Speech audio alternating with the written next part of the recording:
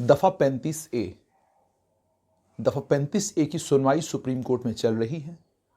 Bharatiya Janata party के मुख्य प्रवक्ता और वरिष्ठ वकील सुनील सेठी से जब टीएसएल ने बातचीत की तो उन्होंने साफ कर दिया कि ऐसा बिल्कुल नहीं लग रहा कि सुप्रीम कोर्ट में कोई फैसला अगले कुछ दिनों में 35A के ऊपर आ सकता है।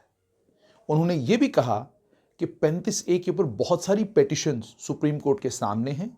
सुप्रीम कोर्ट को अभी उन तमाम पेटिशंस को सुनना होगा और सुनने के बाद सुप्रीम कोर्ट को उस फैसला करना होगा कि इन पेटिशंस का क्या किया जाए। क्या इन पेटिशंस को एडमिट किया जाएगा या इन पेटिशंस को एडमिट नहीं किया जाएगा। उसके बाद कोई फैसला 35A के ऊपर आ सकता है। आइए आपको बताते हैं कि सुनील सेठी ने और क्या कुछ कहा।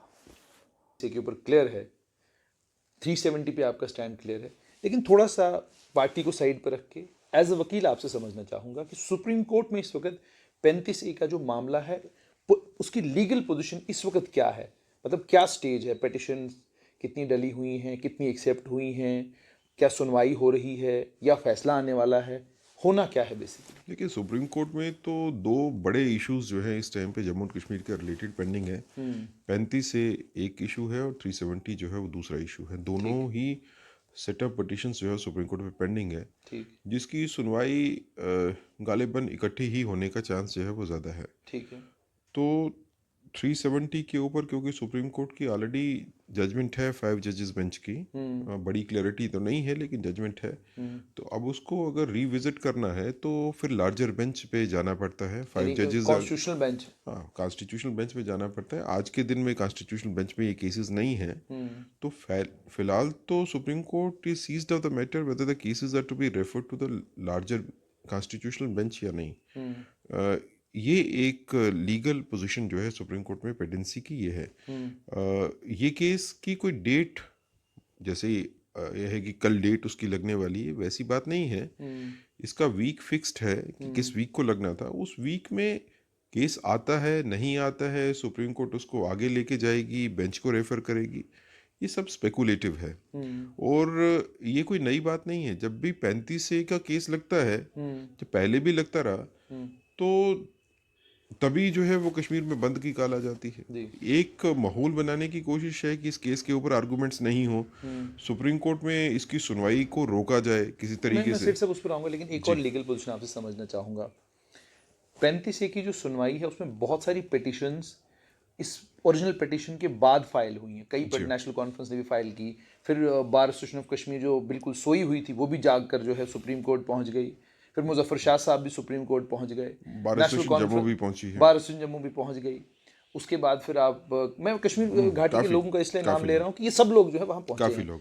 तो जब भी हियरिंग होगी तो जाहिर सी बात है पहले तो इनकी पिटिशंस को सुना जाएगा। बिल्कुल, सभी की सुनवाई होगी। अच्छा, उसके बाद इन पिटिशंस को सुप्रीम कोर्ट एक्सेप्ट करती है कि नहीं करती है, ये चीज़ आपसे समझना चाहूँगा कि फैसले का तो मुझे नहीं लगता अभी कोई पॉसिबिलिटी है या कोई पॉसिबिलिटी है। देखिए, ये बात है कि हियरिंग जब भी स्टार्ट इसकी होती है तो ये सोच के चलिए कि उसमें जितनी भी इंटरवेंशन की एप्लीकेशन से, चाहे वो कश्मीर से हो, जम्मू से हो या बाहर से भी हो, उन सभी पे सुनवाई होनी है। किसी को बगैर सुने हुए सुप्रीम कोर्ट फैसला कर दे, ऐसा कोई इम्कान नहीं है। तो फिर पैनिक किस चीज़ की है? और फिर लोगों को क्यों हम उकसाते हैं कि अब बंद कर दो, हड़ताल कर दो, क्योंकि 35A की पिटीशन लगी। आप खुद ही तो कोर्ट में गए हो पार्टी बनने के लिए। बिल्कुल। जब आपकी सुनवाई कोर्ट कर रही है तो फिर लोगों को उकसाने का कोई मकसद नहीं बनता। या तो आपको ये लगता है कि आपका केस बहुत कमज़ोर है, जो 35A के बारे में व्यू एक रखते हैं, कश्मीर में जैसा व्यू है कि 35A को रहना चाहिए। तो अगर आपको लगता है कि ये लीगली जस्टिफाइड है या कॉन्स्टिट्यूशनली जस्टिफाइड है, तो फिर उसको अदालत में लड़िए, फिर सड़क पे क्यों लाते हैं। और अगर आप अदालत में जाने के साथ सड़क पे भी आना चाहते हो तो इसका मतलब है कि आप इस चीज़ को एडमिट करते हो कि अदालत में आप बहस नहीं कर सकते और अदालत में फैसला आपके फेवर में आने वाला नहीं है, अगेंस्ट ही आएगा। आप भी एग्री करते हो इस चीज़ के लिए, क्योंकि कॉन्स्टिट्यूशनली आप डिफेंड नहीं कर पाओगे 35A को, इसलिए आप माहौल एक ऐसा खड़ा करते हो कि 35A के ऊपर अगर जजमेंट सुप्रीम कोर्ट की आई तो बड़े हंगामा हो जाएगा, रियासत में कोई प्रॉब्लम आएगी। हालांकि बहुत पढ़े लिखे लोग घाटी के हैं, बहुत क्वालिफाइड हैं, चाहे किसी भी पॉलिटिकल पार्टी में देखें।